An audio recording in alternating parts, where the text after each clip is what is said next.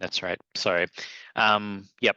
So for those of you who are here, thank you for coming. For those of you who are going to be watching in the future, welcome to session 3, affiliations and reaffiliations. Also in the process of developing something a little bit more refined as a training welcome pack for execs in the future. But this is a second to our last session for semester 2 of 2025. For executives to help you substantiate your knowledge for the upcoming SLC. Our last meeting will be, our last workshop is about how to run a proper meeting, which is closely connected to affiliations and reaffiliations. So on the screen, you could see Jess and myself. So we are the Clubs and Societies executives, Clubs and Societies officers. That's right, executives. No, CSO. So basically, you'll be will be your first point of contact for anything clubs or societies related, whether that's through events, running your meetings, affiliating as a club, or reaffiliating as a club. If you had any questions about grants or just event management. And we do work very closely with our counterparts up in the North Cradle and also within our events team. So we have Elias and Bron, who are our the events department side of things. They also do the grants. So Bron, she's the grant secretary, does all of the grant approval. So if you've got any questions or anything like that, please feel free to leave it a message on chat, or feel free to unmute at any time, and we'll answer your questions best way you can. This is all going to be pretty chill, but yeah, it's a Q&A space for you to ask those questions. So hopefully I can see what's moving now. What do we want you to get out of this session? As I said before, it's a Q&A space. It's a way for you to understand why we have an affiliation / reaffiliation procedure, why it happens every year, and what it is about and why is this important. So I guess I wanted to highlight first, like for you to grasp the understanding, like to grasp the idea of why it's good to be affiliated with TUSA as a student collective. So major benefits includes if you have at least 51% students, and it's a standard, that you have access to funding to hold your events and activities. So that's with the TUSA grants.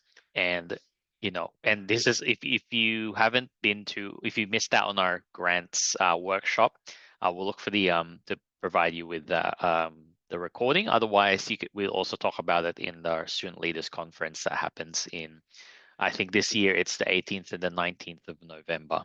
So that'll happen after SAMS. But yeah, it's apart from that, it's having an event application provided and completed in order to get that access to funding aspect of benefit. There's also, you get access to training and development opportunities that might not be normally affordable or accessible. That includes the drug and alcohol session, awareness session, and the sexual assault first aid.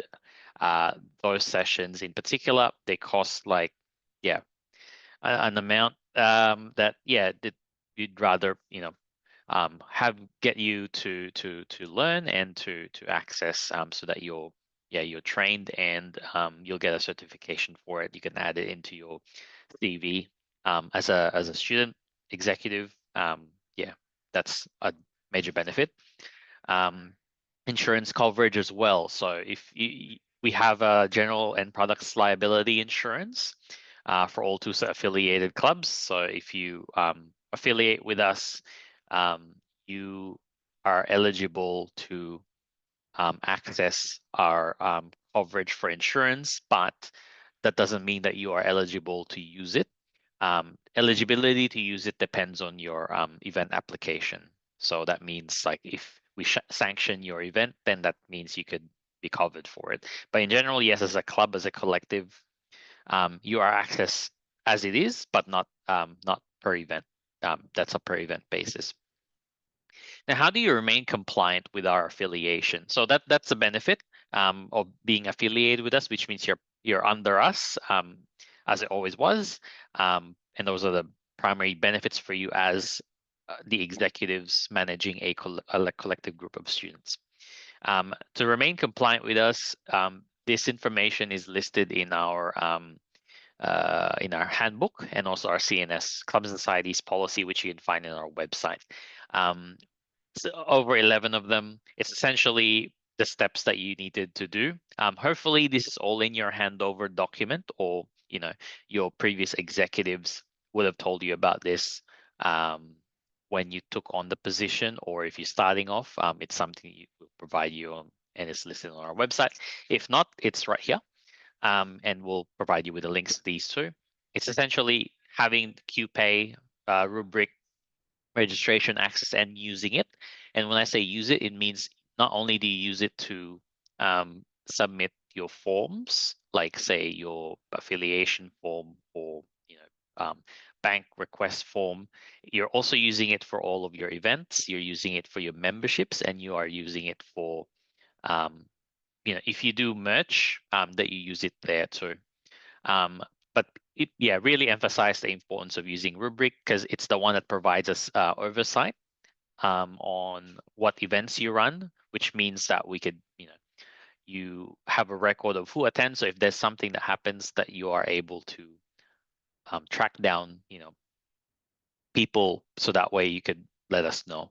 But it's also important for our reporting, because we could see how well engaged your events are. And it's important for our staff reporting as well, which is staff, as you might know, is the funding where it comes from, where your reimbursements are, and like the money that your clubs use to run your events to engage the wider community, wider student community. Also submitting reaffiliation forms, AGMs, by the 31st of March every year. So usually, and the reason this is the case is because let's say you're a new society starting in the beginning of the year, or you have a entirely new committee and you don't have any more students. What happens is we run the biggest membership drive of the year, which is the Clubs and Societies Day, that happens February of week 1. And what that does is it allows you that month to do a huge membership drive, get new members in, and then until the end of March is when you can lodge the affiliation form to state that, okay, I've got this X amount of student members now. And that fulfills your requirements for your 51% student members. It fulfills the 10 minimum student requirement to access grants. So that's why it's 31st of March. But you got to remember that 50% of your executive committee must be current UTAS students. So 51% student members overall in your entire membership list, and 50% for executives. So depending on your constitution, it will dictate what positions are executives. It varies on depending on what clubs. So some clubs only have 3 executive members, the president, secretary, treasurer, which ideally should be your minimum.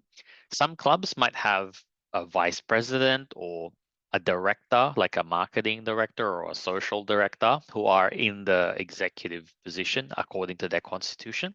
In that case, instead of having 3 executive members, you have 5. And so if you want to fulfill that 50%, if you have 5, then 3 of those have to be students.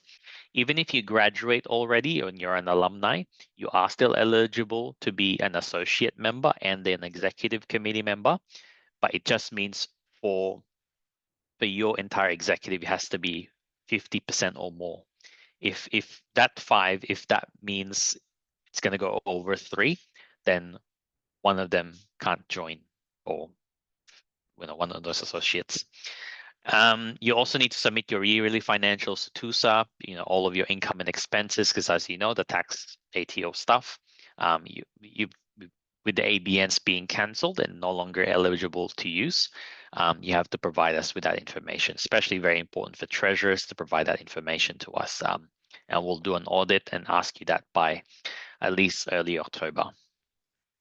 And now for also attending club societies council meetings, we hold 4 of them every year. And we should have our last one, the fourth and last Societies Council meeting. I think it would be the 29th of September. So yeah, it'll be up on the Monday. And also a SAS and AIDS training as well. So that's what I mentioned before, the drug and alcohol training plus the sexual assault first aid training. There's also the attending the SLC, which I mentioned in November. There was a plan for a March, but it's a huge thing, so we just run it in November. A submit event application, as I said, on rubric using all of that, and also submitting your blanket risk assessments to ensure that you are doing the right thing and you are covered for those. Submit your qualifications. So if you're doing food, you submit your food handling. If you're directly dealing with under 18s, you need to have provided us with your working with vulnerable people card, especially if it's part of your event. First aid as well for anything a little bit more slightly on the risky side, but also for food handling, like if you're doing a barbecue or you have your first aid on the barbecue, or if you're doing something like an outdoor trip, whether that's remote or whether that's just out there. If it's a trip, first aid certificate. And joining welcome club societies days and orientation events, joining our social channels, and also, yeah, as I said, 51% currently enrolled UTAS students. And this list, whilst not exhaustive, it's the core ones that you need in order to maintain your affiliation. We do audit this on on a ad hoc basis, and if we find that let's say it's a repeated offense, or more commonly you throughout the year that you've suddenly gotten more non-student members, and therefore that decreased your ratio to less than 51%, then you'd be in breach of your affiliation, and we'll mark you down for it, which means on a case-by-case basis, you'll be restricted to access for services, or your ability to have access to insurance, or ability to have your applications approved. So you just got to make sure that you tap into that student members and you maintain that. And let us know beforehand if you're not gonna meet that student membership. Cool. In terms of the CNS Council meetings are held 4 times a year. And as I said, this is the one, so 29th of September is the Monday. The meetings are held face-to-face in Hobart and online. It's a requirement that at least one committee member from each society attend the meeting. Sorry, I'll just put a quick hold on that for a second. I just have a person side. One second.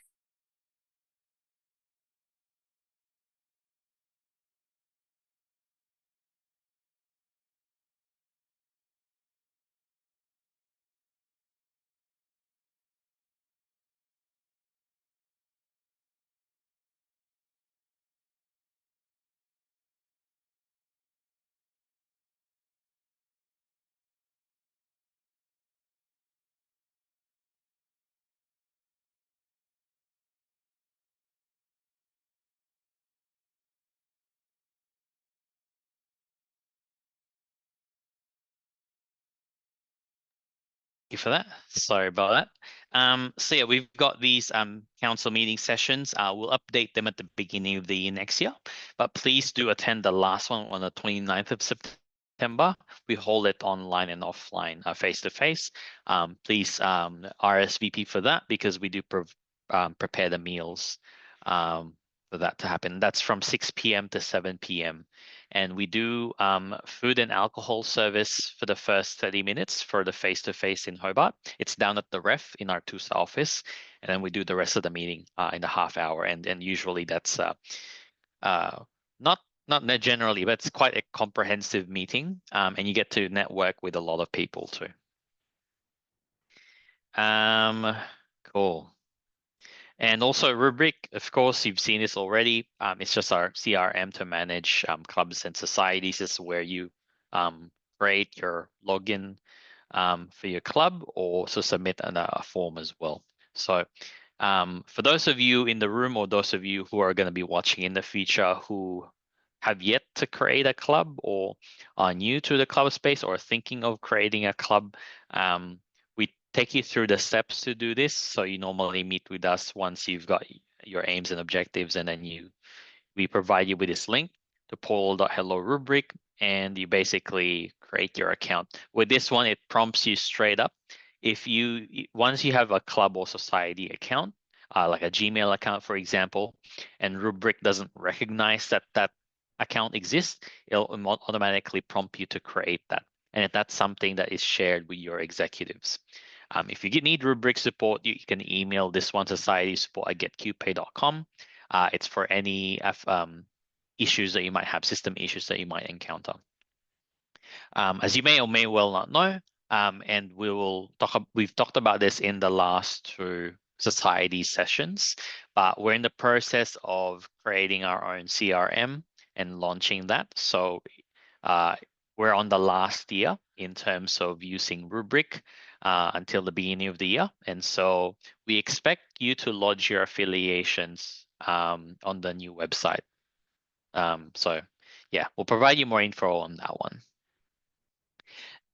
As I said, thinking of starting a new club or society, these are the 7 steps. So either Jess or myself, you can meet up with us. You provide us with your aims and objectives for what kind of club you might want to create. And the reason we do that is because we want to know whether it's something that another club is catering to already, or whether it's something that our state council and our board, everyone else would have the appetite to accept, and or anything like that at all. Like, we just go through those things, and yeah, if your interest already exists, but it might not necessarily be something that the club is already catering to, there are options. One is you become a subcommittee under that existing club, or there are negotiations that we could be made case by case basis. But yeah, it's generally speaking, so that way it doesn't cause any conflict, and also our policy does dictate that we can't affiliate a club whose interest is already provided to by an existing society. But there are 7 steps there. You come and speak with us. We share your objectives, your aims and objectives. We're happy with it.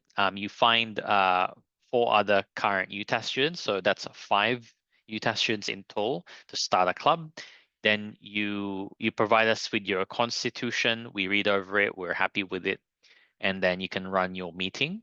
And in that meeting, the IGM, you then elect who your executives are going to be. So who are your president, your secretary, and treasurer. Once you finish that off, then you can lodge your paperwork, your IGM meeting minutes on Rubric through that. And got to make sure that when you run your IGM, that you send out a reasonable amount of notice in order to start this. This is the same for existing societies in terms of an AGM. So this steps is basically outside of the you'll be practically on step 6. If you're an existing society, you'll be on step 6, except with an annual general meeting of running an annual general meeting to create to elect your new members, but also adopt anything that might needed to be changed.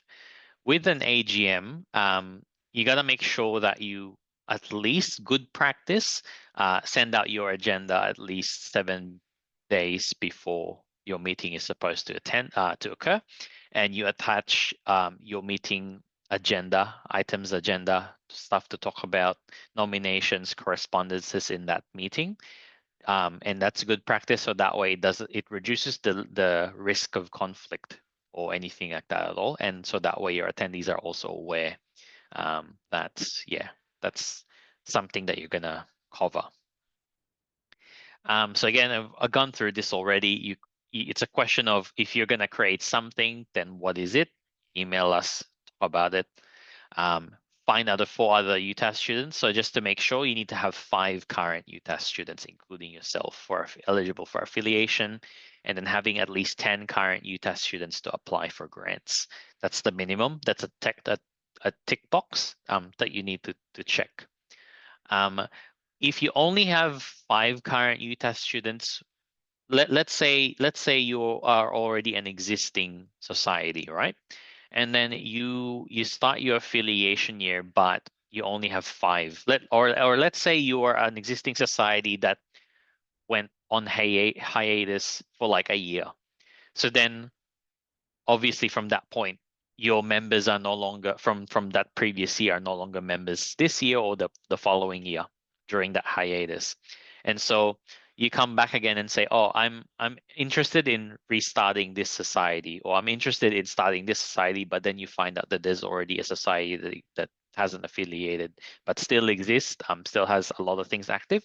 You can take over that society, but you need to have the 5 minimum. Even if only one of you or two of you in the interim wants to be an executive, you still need to have 5 current UTAS students.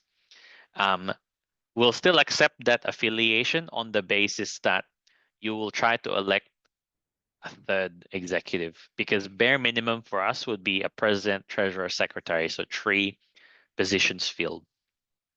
If you but outside of that, the requirement would be to have the 5 members, current UTAS student members. And let's say you have your 5, then you're eligible to affiliate. But then you also need to find 5 additional current UTAS students to apply for your grants. So until you find that extra 5 to form 10 current UTAS students, you won't be eligible to apply for grants. And this is the same case whether you're a new society or an existing one. So you just got to make sure that you are aware of this number, because that's important. Cool. All right. So in terms of your executive, again, I mentioned this already: secretary, treasurer. Sorry about that. Creating a student club society, so more than half of your executive committee members may be associate. So basically not non-current UTAS student members. So just has that: secretary, president, treasurer. Step 4 is meeting with us. Again, mentioned this already. We talk about what's required and if you got any questions, plus also it expedites the process.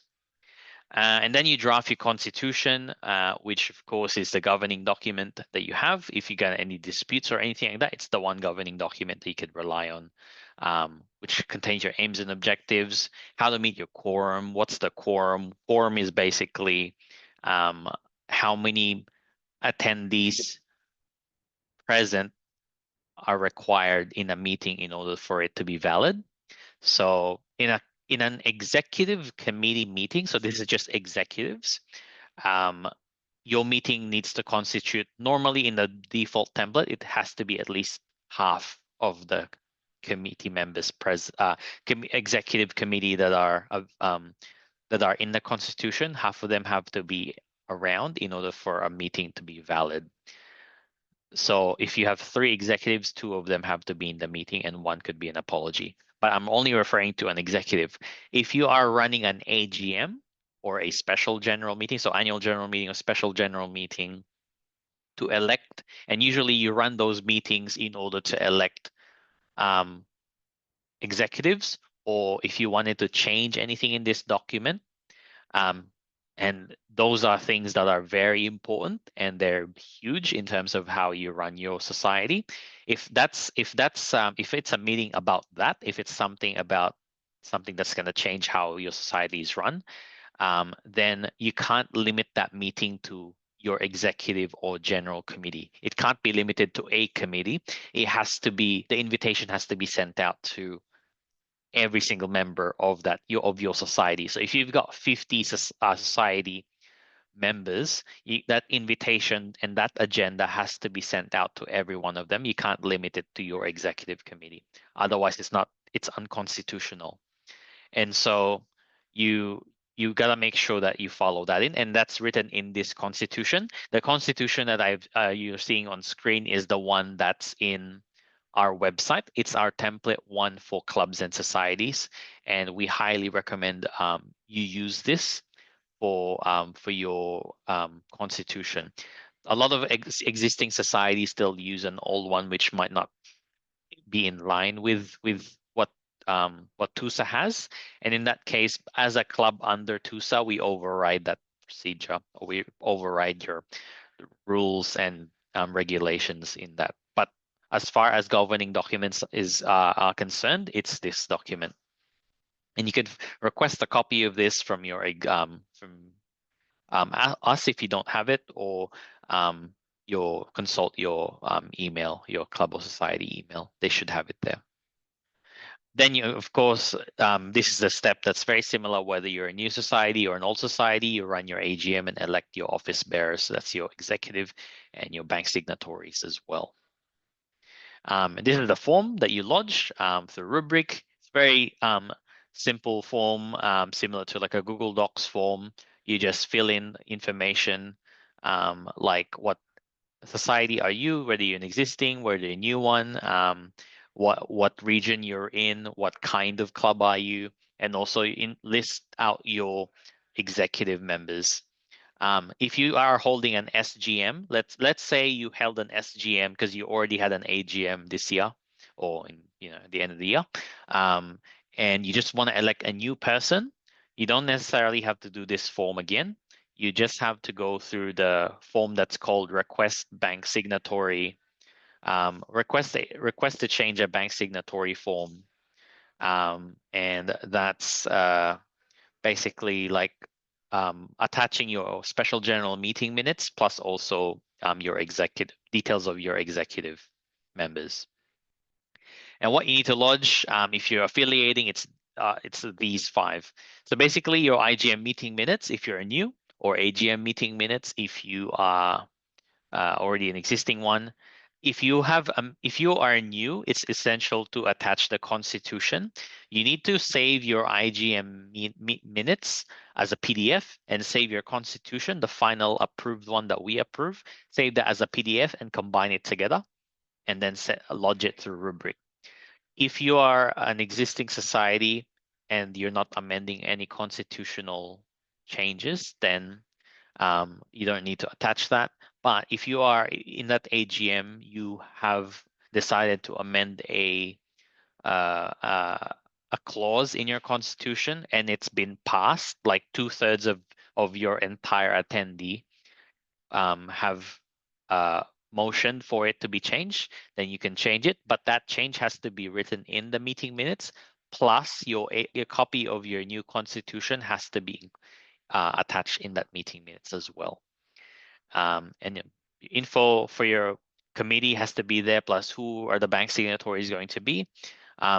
Attach your membership list. Make sure that they're all current UTAS students. You need to include their student ID, plus also an identifier about who's not a student or who is an associate member, and if you got any juniors as well.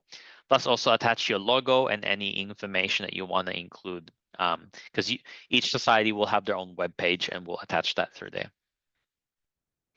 Once it's been lodged, we'll confirm with you if we're happy with the submission. If you are a new society, keep an eye out for this. This is basically your paperwork for Rubric. We approve it on Rubric, but it doesn't mean that you are affiliated. It just means that the Clubs and Societies officer are happy with the details you have provided and they're well and complete. It just needs to go then to the TUSA State Council. And the State Council comprises of student leaders that are elected in our TUSA elections every year. For those of you in the room, voting has already commenced because the nominations had closed earlier this week on Monday, and so yeah, well, the voting has already been lodged, and we'll run events to promote that. So you'll be able to see that around. But they're basically the State Council. They're the governing student body for TUSA, and so they're the ones who then read your aims and objectives and get that approved. And once that's done, if they approve of it, we'll let you know the outcome, and then you can proceed in opening a bank account. So when you open a bank account, this is the form that you complete. We'll let you know straight off. We'll tell you in the same email straight off if you've been approved by State Council. Then we provide you this form for you to fill out along with the instructions on what to fill, and you can go ahead with that one. One thing I will note about opening a bank account is that Ideally, before you come to us, you need to make sure that you've filled out all the required information in this form, and then come to us along with your IGM meeting minutes or AGM meeting minutes. And the chair for that meeting has to sign the meeting minutes, and that needs to all be stapled together. And you come to us, and we'll review the documents.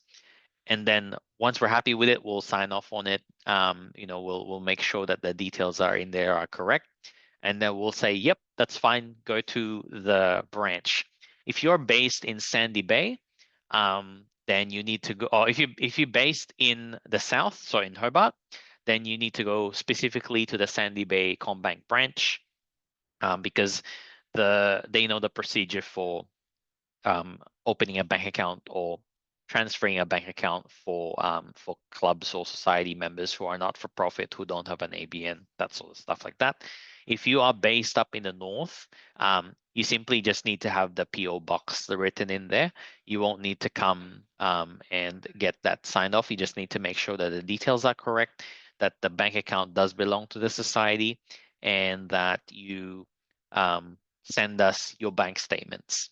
But one of the things we check for those of you in the south is that we check to make sure that the bank statements you receive, whether you opt for a paper copy or whether it's an online version, that you send it to us as part of our auditing. And you need to make sure then that you have your ID and everything when you go there. If for any reason, so the ideal scenario is that once we approve the form, that all bank signatories go to the bank together, bring their ID, and then get ID'd, get scanned, get anything that they need, connected to their net bank, and then have the form processed. But in some cases, it might not be possible for every single bank signatory to be present at that when they visit the bank, and that's okay. What just happens, and this is why again it's important to do it in the Sandy Bay, because the other people up the different branches don't know the procedure, is that you can have, let's say there's three bank signatories in this form, and two of them attend the bank together. They all get ID'd, but they don't get access to the bank account because the third person is missing. In that case, that third person could come at a different time, but the original documents that had already been scanned or viewed or sent to the bank need to be given to that third person, and then the third person then has to go to the bank and get their ID'd, and then they'll take the form and process it all in, and that's the only time then that if you have a net bank account, that you would have the club or society's bank account details appear in your app. Or if you're not a member of CommBank, you don't have a net bank account, they'll create one for you. And yeah, they'll give you that NetBank ID and password, and you can log into it. So that's the procedure around it. Does anyone have any questions while I realized I've been ranting?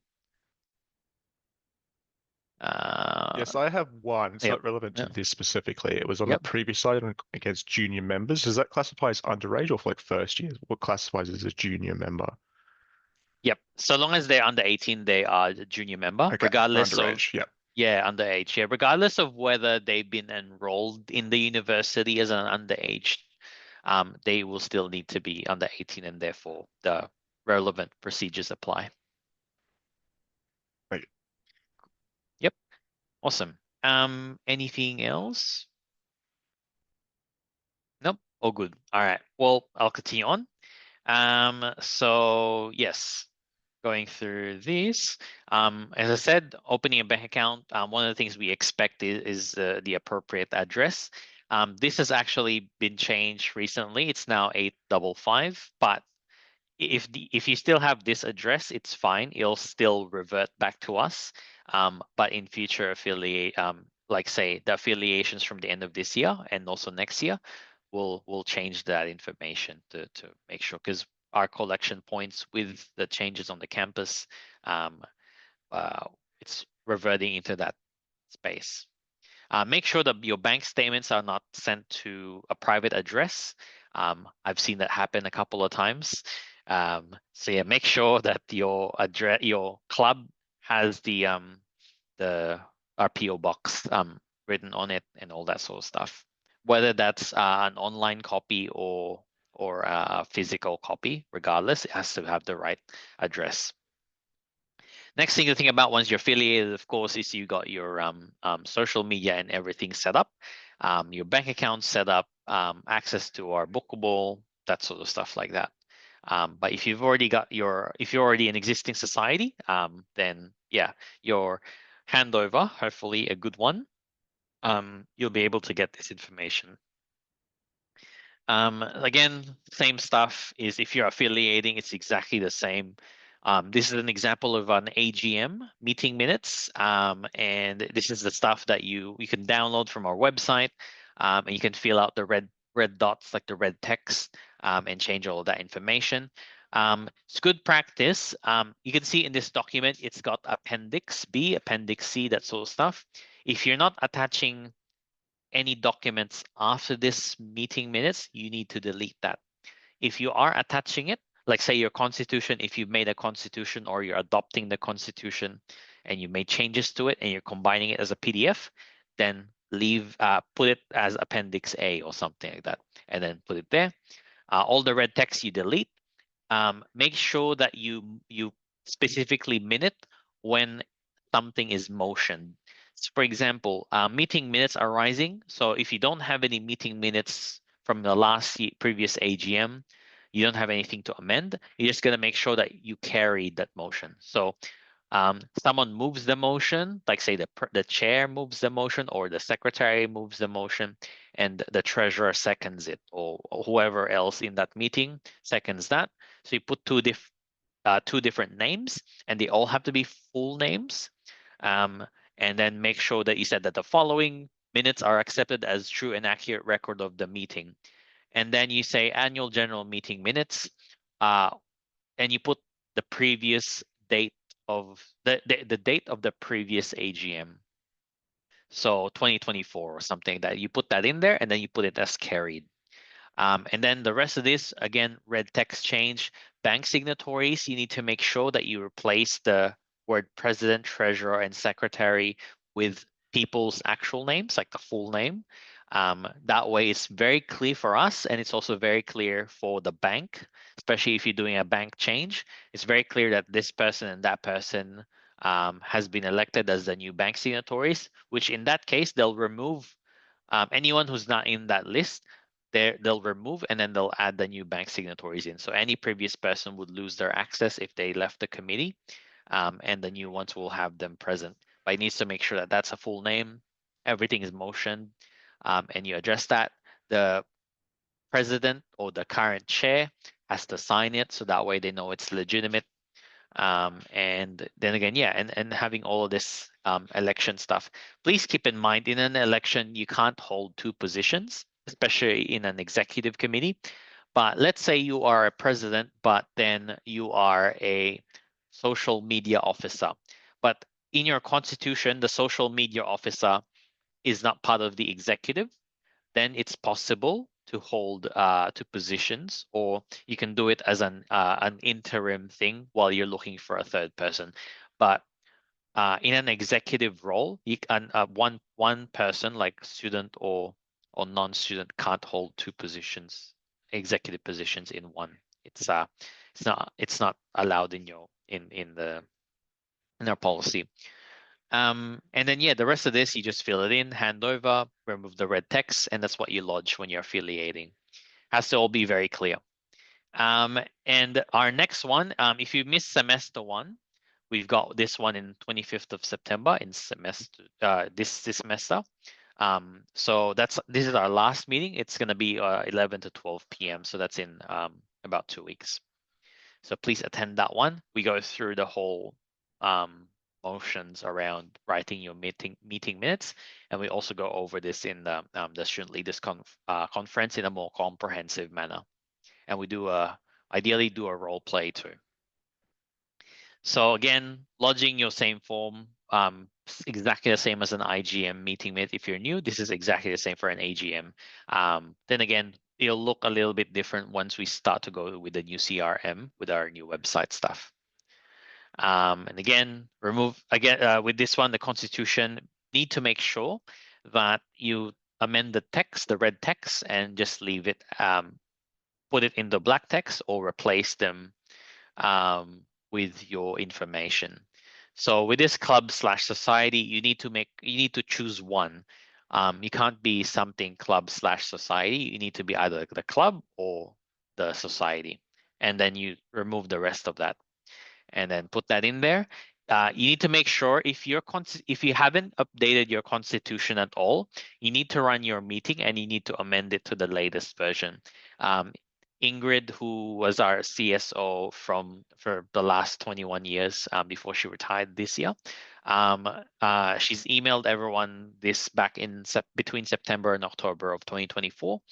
Emailed about changing your constitution. Very important. The second part of this text, which in the first picture, which has the club is not incorporated. Club is not incorporated and formally agrees that it must follow the guidance and control of TUSA regarding governance, finances, risk management, and policies. If you haven't consulted your constitution already or haven't updated, it's not likely that you have this. You need to make sure that it's in there. So if you don't have it, make sure you run a special general meeting or run this in your next AGM and then have this amended into your constitution.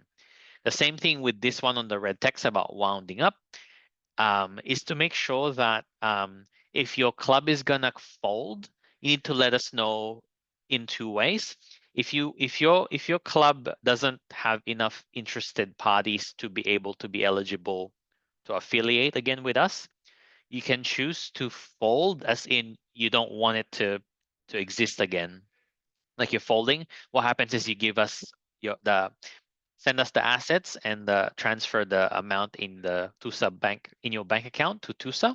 And reason why is because these are all purchased under SAF grants, which we control, which we manage, and so that has to revert back to us, and it'll be minuted from there. And you run your meeting minutes.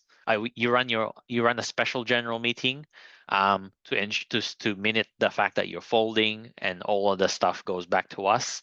That sort of stuff. However, if you're not sure, or if you only want to be in hiatus, let's say you only want to be off for 1 or 2 years, you need to let us know specifically.